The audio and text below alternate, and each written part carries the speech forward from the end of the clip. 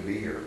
I was instructed on the subtleties and the differences between Dallas and Fort Worth, which as a foreigner I'm not sensitive to. I would like to tell you I'm not from New York, I'm from the Bronx. And I don't want to tell you what I think about people from New York and another place, Brooklyn.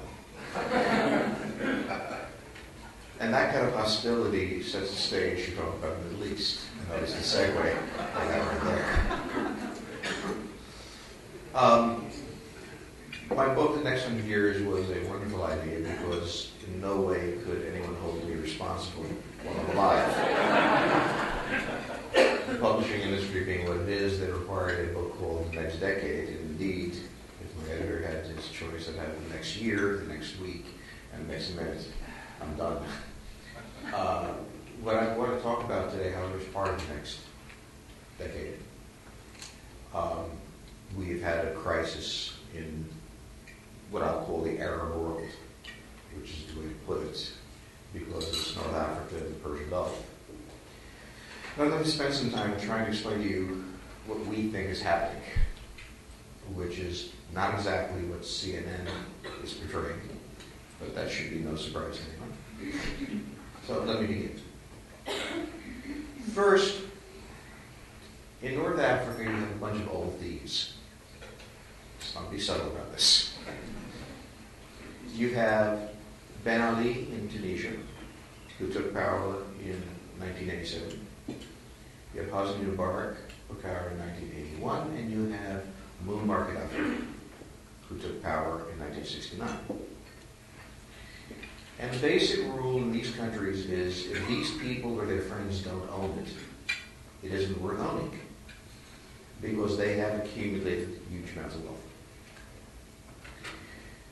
Ben Ali wanted to make his son-in-law president of Tunisia, essentially to protect the vast amounts of wealth that the family and friends hold, because if somebody from outside this group takes over, they might freeze their bank accounts and Switzerland or something like that, which is what they do with Mubarak. They fought tenaciously because they were fighting for a huge amount of money. And the Rising did have some students involved and young people. Right? They did Twitter, but it had very little connection to reality. There weren't that many students out there. There weren't that many young people. But the ones who were there were university students, and they spoke English.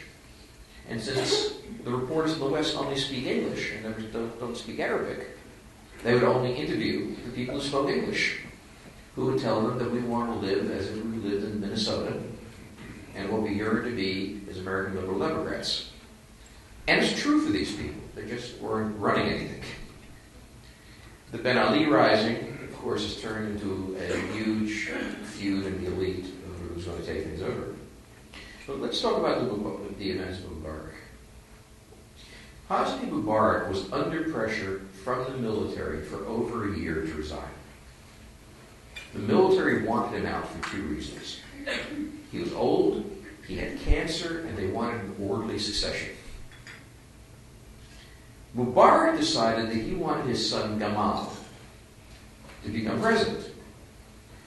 He wanted his son Gamal to become president for the reasons that you can imagine: money, security, the family, and so on. The military was appalled. One, he had not served in uniform a day. And two, he was 47, which was awfully young for someone to become president of Egypt. Egypt has a government, a regime, that was established in the 1950s by Gamal Abdel Nasser. It has as its core principle the same principle that Kemal Atatürk established in Turkey, which is the military is the most modern, most progressive, and best organized element in the country. That there's no other element that can modernize it. And so they built the regime on the military. This was not a military coup designed to oppress the people. This was a military organization designed to modernize the country. And it had three presidents. It had Nasser, who then died of a heart attack, and then Sadat, who then died of assassination, and then Mubarak. And the military's intention was to create another person to replace Mubarak, whom many in the military felt had stolen more than good taste permitted, and replace him with another officer who would take off his uniform and become president. And that was the plan. And Mubarak wouldn't move. He was afraid of losing everything. And he wouldn't move, and he wouldn't move. Suddenly there were demonstrators in the square. Now, we looked at satellite photos, and we counted based on that. And, newspapers had hundreds of thousands of people. Well, there were maybe 150, 200,000 at the top. They all fit into the square. That's how you can tell. They didn't spill out from the square. They were in the square. And for a city the size of Cairo, that's not much. And yes, a lot of them Twittered. But when they Twittered, they were also informing the secret police where they were going to meet. So that's a really dumb way to communicate. But they weren't arrested. And that was the interesting thing. That was the dog that didn't bark. The police, the first day, did beat them. The army came in, disarmed the police, and guarded the entrance. You saw the pictures of the camels coming in. This is a great story. Everybody was furious with the students, especially the tour guide operators. Because anybody running a tour service basically had no business. And if you've been to Cairo, you get to ride a camel around the pyramids. And these guys drove their camels into the square to beat the living daylights on these guys who were killing their business. And CNN picked this up as the regime attempting to do this. Well, if you look at the satellite photos real carefully, and some other photos we had, you can see the name of the tour guide operator. And this is important to understand how bad international coverage has become. They can't afford to send these people overseas. And they send people who went to journalism school. Journalism is great, but it doesn't teach you language. And I don't care who you are, you cannot cover the Arab world without speaking Arabic. I mean, you can have bar drinks in Hilton, yeah, that'll do it. You can get dates with other reporters, but you can't cover it. Because you won't know that, no, this isn't Mubarak sending in camels. These are the tour guide operators. And if you talk to the tour guide operators, they're saying, why don't these idiot kids go home and let the tourists come back and I'm losing money? The military had tremendous support from the rest of the country, who were not happy with this. Now, example is Columbia students rise up and block traffic in Midtown Manhattan. Response to Columbia students, construction workers beat them up, whatever. But they were protected by the Army. The Army used them for exactly the purpose they wanted, to get Mubarak out of there. Mubarak wouldn't go. He stood up, he made a speech, he was supposed to resign. He said, I'm not resigning. One day, and I don't know how this happened, a conversation was held with someone, and he was persuaded that he really wanted to resign. And they put him on a plane to Sharm el-Sheikh, and he resigned. The military, in the spirit of democracy, then appointed a 3-person junta, all of very senior officers, suspended the Constitution, suspended Parliament, and the New York Times announced that this was a great democratic rising. We are now in a situation where it's a real question. Do they plan to hold elections? And the answer is yes, they're going to hold elections. And somebody that they can control is going to take power. And life will go on. Because the military is the only viable organization in the country, and they're not letting go. Because now somebody else is trying to take Mubarak's money. Very similar thing happened in Libya. You may have noticed that Gaddafi is a little strange. This is not a joke. He used to have he called it a battalion of bodyguards, all women, dressed in black latex. He really did. And people in my business would fight for the opportunity to see this. You know, who would get the cover of Mubarak? I should say Gaddafi, because it was quite a sight. And they were all like over 6 feet tall, and you know, some of the guys, this was major fantasy time. So Mubarak was strange, and from my point of view, after 1987, I never wanted to think about him again. I'd used up my Gaddafi quotient. But here he was again. And what was the issue? He wanted to appoint one of his sons president. And the other people didn't want him to appoint his son president because he had stolen so much that, you know, it was time to really do something about it. And so now you are in a civil war. The American option in this civil war is nothing. We don't have any men for a third war. Especially not to guarantee the delivery of natural gas from Libya to Italy. Let the Italians go to war. Or not. But at any point, this gives us an opportunity to tell the NATO allies who've been so helpful that we support any intervention you make in Libya. And later, we will condemn you for the brutal way you've treated people. It'll be a nice turnaround. Will the United States go in? We may provide some support, some special forces. But this is going to end in somebody going in, because Gaddafi is much stronger than the media makes him appear. And his opposition is fighting each other because they really want to know who's going to be in charge. Bottom line here is North Africa is not what it appears to be. There is no democratic rising. There are some guys talking about democracy. In Egypt, we've seen a military coup, imposing a junta, and they may hold elections or not. There may be another uprising, but I don't know where it comes from, because in Egypt, the thing you want to see, what you saw in 1979 in Iran, was that the shopkeepers and the workers went out there, and the army split. And that's how Khomeini came to power. Well, that didn't happen in Egypt. Didn't come close to it. In Tunisia, it's an old family feud. In Libya, it's basically a tribal battle. Why now? Because all of these countries had really old men who were very sick. And they all had it at the same time, and everybody was worried with the future of hope. Then you get to the Persian Gulf, which is a very different situation, and a much more serious one. The United States is in the process of withdrawing from Iraq. We now have 50,000 troops there, but they are not combat capable, either in their specialties or in their deployment.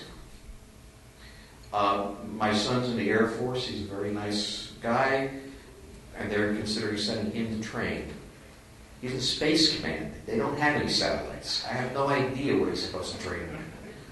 But he certainly would feign that somebody shot at him. We don't have a force.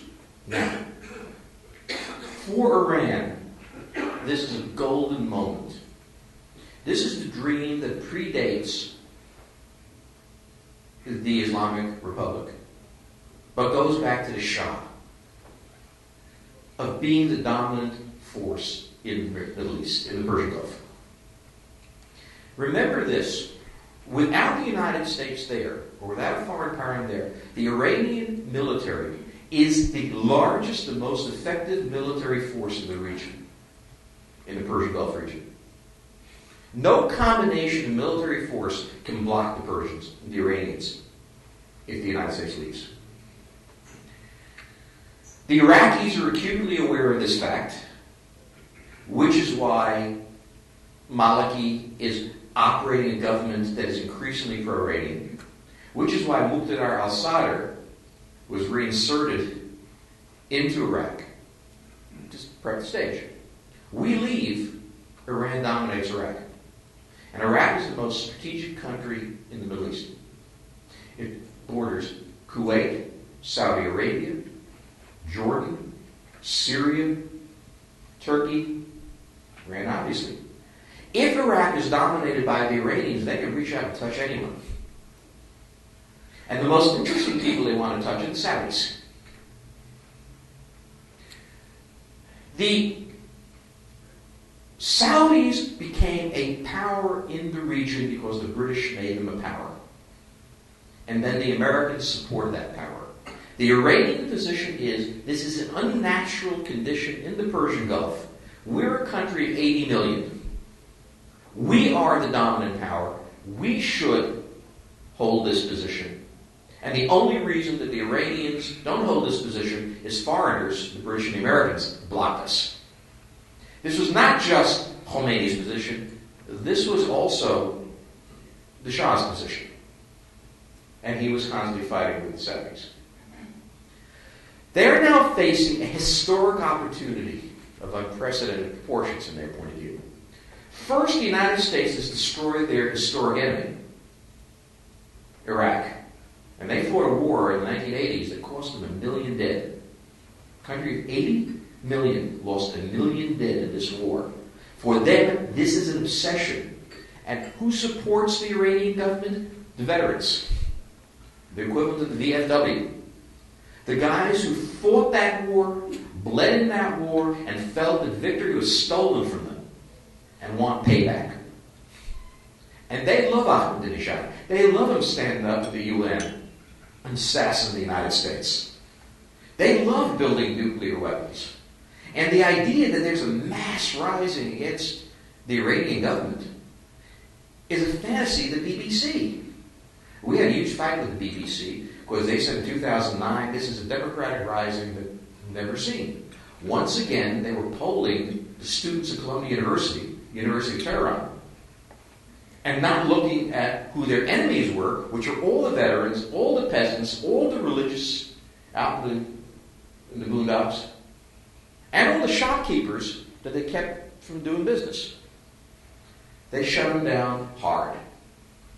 And they tried to pop up again last week, so they just took the 2 presidential candidates and put them on ice. And that could mean 2 things, and we'll see which one they decide to do. Now, they are right at the point where the U.S. has no influence in Iraq. And they're probing. And the country they're probing most is Bahrain. Now, why is that important? First, Bahrain has a majority, overwhelming Shiite population. Its royal family was imposed on them by the Saudis and the British, and they're Sunni. And the United States Fifth Fleet uses Bahrain as a basing point. And is connected to Saudi Arabia by a causeway. In fooling with Bahrain, they're threatening the fundamental interests of Saudi Arabia. There are 4 countries to watch aside from Saudi Arabia. Kuwait, Bahrain, of course, Oman, and Qatar. Oman has the main base of the Fifth Fleet. Qatar has Central Command. Kuwait has the Striker Brigade that we're going to leave behind. Bahrain has the Fifth Fleet and the connection. And all of these are popping. And this is totally unlike what's happening in North Africa. It is part of a strategic move by the Iranians. Now, in all of these things, it is not simply the Iranians doing it, nor is it simply indigenous forces rising up. It is a combination of the 2 feeding on each other. The indigenous forces need outside support, and at the same time, the Iranians want the indigenous forces to be doing what they're doing. The dream for the Iranians is that they destabilize Saudi Arabia, which is why the Saudis arrested a Shiite cleric yesterday, 2 days ago. It was a signal by the Saudis and their lips will go. The Saudis have always been very careful not to mess with the Shiites, to benefit the Shiites, because the Shiites happen to occupy the northeast, which is where a lot of the oil is. They can't afford an uprising there. And what the Iranians are trying to do is position themselves in the region as fundamental foundation of the U.S. military in the region after Iraq is destabilized, while simultaneously opening the possibility of this rising spreading into Saudi Arabia. This is for the Iranians a low-risk, high-return operation. What do they risk? The Saudis don't like them. The Saudis don't like them anyway. But if they can destabilize Saudi Arabia, they can enter into negotiations with Saudi Arabia. They can say to the Saudis, look, it's not just that the Americans are leaving. It's also a question that we can destabilize you. Let's have a discussion. And what do they want to discuss? The Iranian National Oil Company would absolutely love to help you develop these oil fields. We would definitely like to talk about OPEC quotas. We would love to have Saudi investment come into Iran to build refineries and develop our fields. And oh, by the way, that means we want to invade you. Because, please take a look at the map. We're a 3-day drive from your oil fields. The Americans have a Stryker brigade in Kuwait, but all hell's breaking out around them. And an M1 Abrams tank can operate for about 100 hours in a combat situation without needing overhaul. One Stryker brigade can't reach that far. So, why don't you, my brother, think about exactly what you want your future to consist of. It is a beautiful move by the Saudis. It was something, I have to say, we predicted. We knew that they had these assets in the eastern part of the Arabian Peninsula. They have now mobilized them, and they're operating. It is extremely difficult to put down the Bahraini rising. The Bahrainis want a lot, and the Iranians are insisting that they be demanding a lot. They're repeating their demands. The Saudis can come in and open fire, which opens the door for the Iranians to respond militarily to end the atrocities. The Saudis can try to negotiate with them. The Bahrainis will reject any given their position under Iranian influence. The Saudis can get into them and try to back off, but who knows what the response of the Shiites inside of Saudi Arabia is going to be. We're now facing a historical turning point. That's the consequence of the U.S. invasion of Iraq.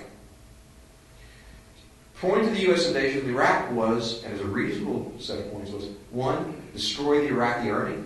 Done. Destroy the Ba'athist regime. Done. Create a strong pro-American regime in Baghdad. Not done. Why not done? Because Iranian intelligence had penetrated Iraq before the war to such an extent that they could destabilize any government that was built that they didn't approve of. They have negative control. The United States is now withdrawing. That withdrawal leaves no force around it but Iraq. In the long run, the counter to Iran is going to be Turkey. Turkey is the largest economy in the region and has the most powerful military in Europe. Maybe the Brits could fight them, maybe not. I'd love to see the war. But I'm not going to get a chance. The Turks do not want to get involved in Iraq. They saw it as a chumps move from the beginning, and they're just not going to play. But they do not want to see the Iranians deployed along their southern border. They do not want to see the Iranians with a continual line of supply into Syria. They really don't want to see Jordan falling under Iranian influence. So when you think about all these things, the Turks are going to have to move. but not necessarily in our timeline, and not necessarily to protect the American military position in the region. In the very worst case scenario that I don't imagine, you have rising Kuwait, you have rising in Bahrain, Oman, Qatar, with the net result that U.S. forces in the Persian Gulf are expelled. And our next stop, of course, is Yemen, just outside, and that doesn't look too good either. So, what you have here are two sets of separate events, perhaps triggered by, in terms of timing, by what was going on. The North African events are very different, having much more to do with internal politics and much fewer geopolitical consequences. You know, the military is in control in Egypt. They made it clear that their relationship with the United States and Israel will remain the same. That they're not going to shift that.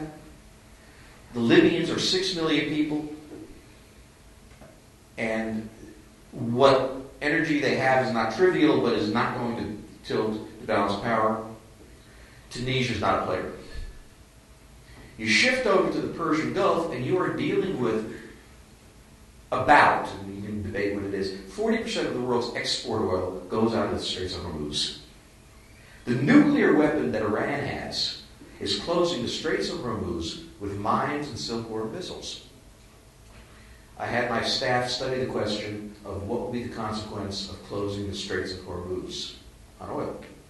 And they looked at it for 3 weeks and came back and said the price will go up. I love those guys. The intel world's a wonderful place. Yeah, I know though. How much? Who knows? But I can tell you one thing. It will abort the global recovery. Closure of that particular outlet is going to push the prices into the $500 barrel range. It's got to. I mean, that's a lot of oil going offline. And between that and the speculators, that's where it goes. So what is the United States not going to do? Anything that cuts off the flow of oil through the Straits of Hormuz.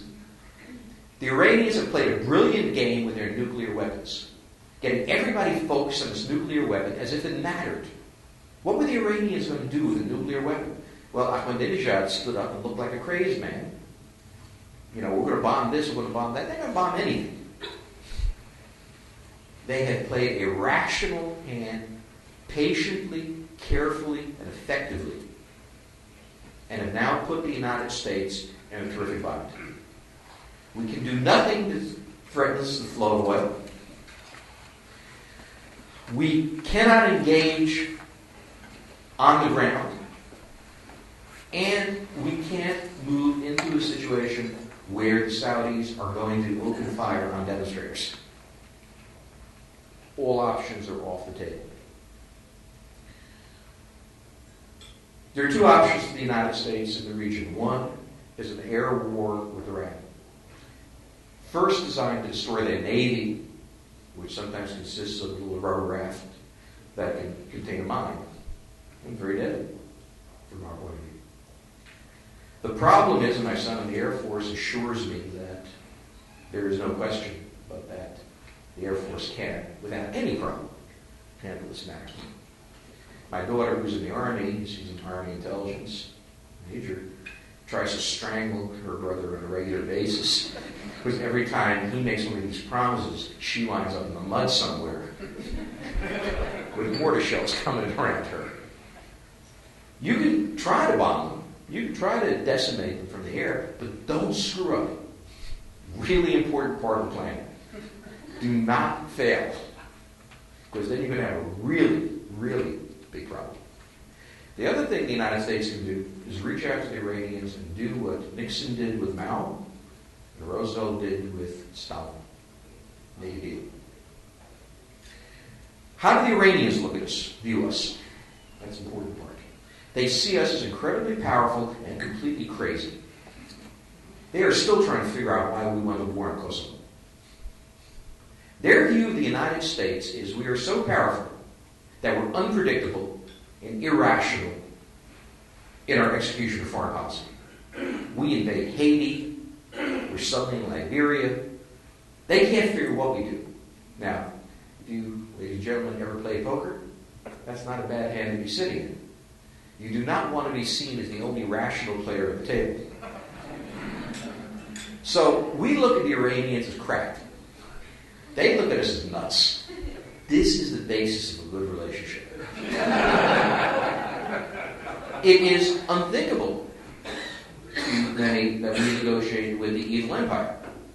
It's unthinkable in Iran that they negotiate with the great Satan. But they can't be sure what we'll do. And they have known, and one of the things they say is, never upset the American tiger too much. You just don't know what he's going to do.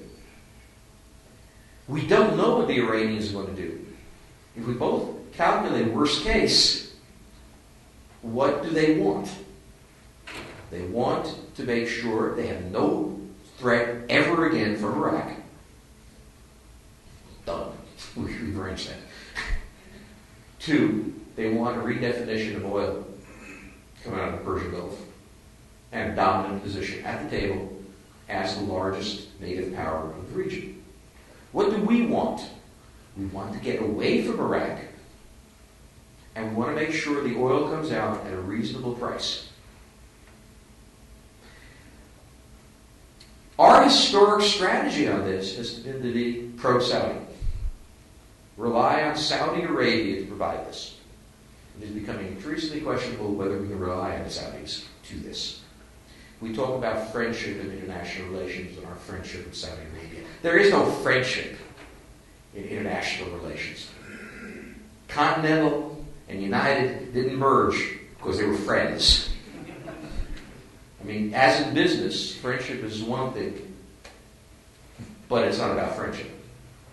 I have friends, well, at least a few, but Saudi Arabia is an increasing liability to the United States because it is limiting the options we have in dealing with the major power in the region. The Saudis know this. They're scared to death. And therefore they're reaching out to the Turks to talk to the Americans. And the Turks' telephone is ringing and they're not picking up the phone. The Saudis are frightened and they have limited options. We are now in a position where things that we took granted for 100 years in the Persian Gulf are no longer going to be valid. The Iranians have reached the point they can tilt the balance of power, whether we like it or not.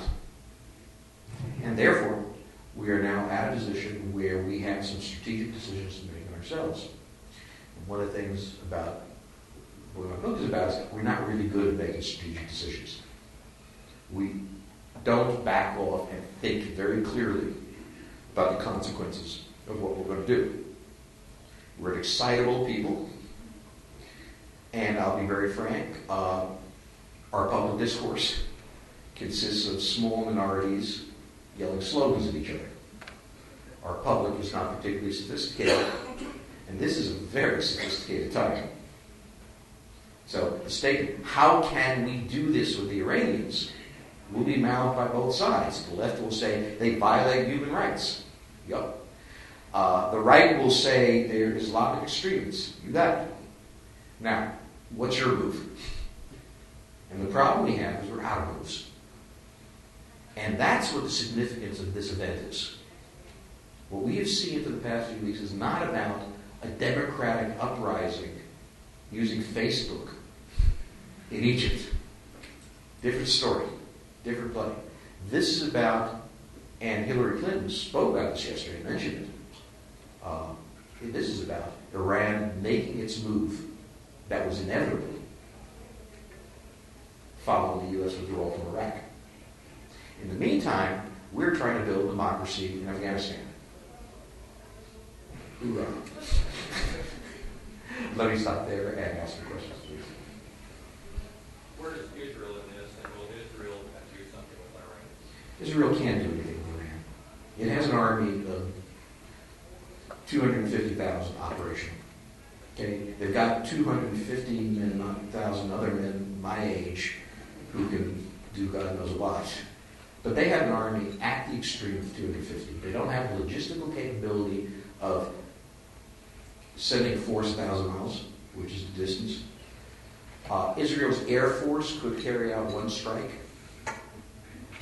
in the region. It could not carry out an air campaign. Israel is suddenly coming face to face with the limits of power. While everything was quiet and Egypt was settled down, Israel's fundamental national security issue is building condominiums in Jerusalem. That really isn't the issue right now. So the Israeli strategy is, I'm just a little black rain cloud hovering over the honey tree. Please pay no attention to me. The way the Boo song. They're out of it. We're podcasting, so I'm going to ask if you have a question that you wait until the microphone comes. We have a question over here, but before we go to Joan's question, we have one from a student. You're in the intelligence business. How has technology hindered or aided our progress in knowing what's happening? Let's see. When I was a young lad, centuries ago, the most expensive part of intelligence was transmitting information from the field to headquarters. The type of equipment you had to have was so expensive and so complex that only a nation state could do it. In 1999, I covered the Kosovo War using Hotmail. In other words, I can now have conversations with sources as secure as it was 30 years ago off a Gmail account. It's not Facebook that matters. Very little information is available on the internet. It used to be a lot, but people have gotten to realize that people read the information and they're pulling the good stuff. So you're back at the old place where you have to have people on the ground speaking the language, looking harmless, and you have to have a way for them to communicate. Used to be that I would spend a tremendous amount of time, a tremendous amount of money. Look at my BlackBerry. Here it is. Here's our communication system for agents in the field. If you're really good, you get a laptop too. Go and be wise. Yeah, it's made it a lot easier. Sure, there's security problems, but there were security. You never knew the other side was listening to your satellite bounce anyway. It was always confusing. So you got the same problem, but it costs a lot less. And with the job market, what it is, what if you lose an agent? Not true. You care a lot about people. You mentioned Hillary Clinton. My question is, does the White House understand what you understand about this situation? I hope so. It was interesting, the WikiLeaks. What I got from the WikiLeaks is that our government people were a lot smarter than they looked. Now, anyone was a lot smarter than they looked. But what you read, when you really read it, and we read everything that was available, is a level of sophistication that I had really not encountered before. They understood what was going on. Does the National Command Authority integrate what their teams are saying on the ground? And do they have a plan? Obama's strategy, remember, he came into a difficult position. His strategy has been to have a non-aggressive foreign policy in an attempt to extract ourselves from an imbalanced position. So when the Russians invaded Georgia, we had no troops to do anything about it. That's why they did it. To try to find some way to rebalance the system. The problem is that the create no further conflict strategy also has opened the door for other initiatives by other countries. When we're talking about Iran here, Russia as well. He's walking a tightrope. He has very few military resources. They are stretched to the limit as to what they can do. He has a strategy of non-intervention that is rational if everybody sits in their seats long enough to let him get back to where he has to go. And they're not likely to. And we're now going to find out what kind of president he is. First 2 years, getting hammered as president, Ronald Reagan got hammered as president. Bill Clinton did. That's not a big thing. That's when you learn where the bathroom is. And that's where you learn what the job is. We now have to see what he does. What he says in public, praising democracy in Egypt and stuff like that, it's just public statements. What he's going to do in the Persian Gulf is going to be interesting. He has few options. The ones I've laid out, I think, are pretty much them. And we will see if he knows what's going on. This is where he's going to earn his money. We have time for 2 more questions. Yes.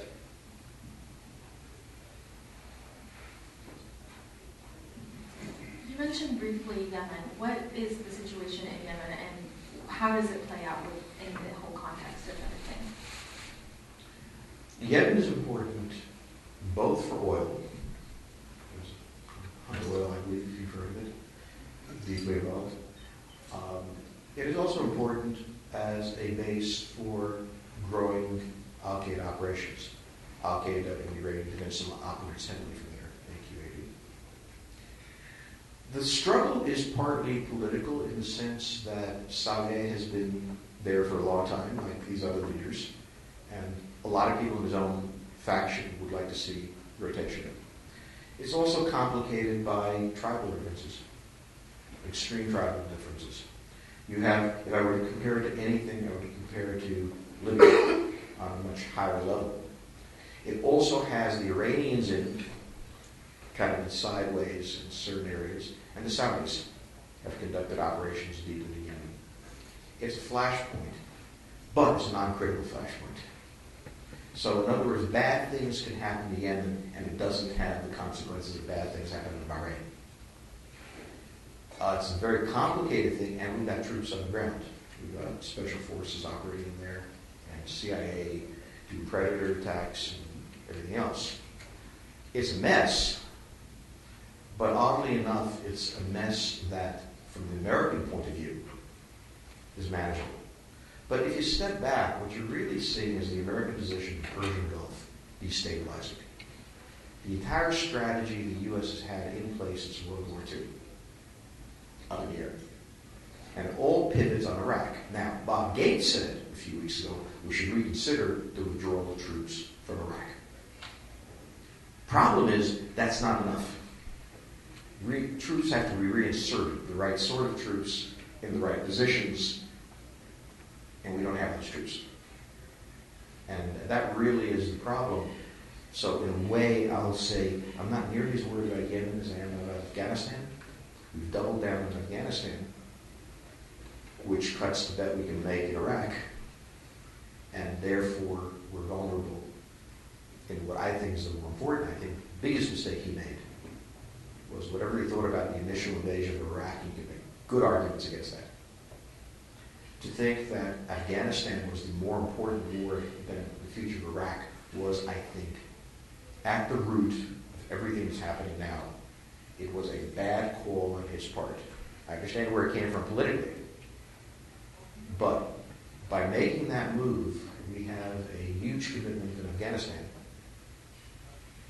And we don't have resources for Iraq, and that's much more strategic. Yes, sir. Last question. You mentioned the potential for $500 barrel oil, given certain circumstances with the Strait of Hormuz. Largely what we've seen, I guess, over the past couple of weeks with the volatility in oil prices has been due to what I see as press inflation of what's going on in Northern Africa. In your consideration, is $100 barrel oil sustainable in the short term, or do you think it's more inflationary, I guess, given the press that the North African conflicts have gotten? We had $150 barrel oil at a pretty bad time, and it was manageable.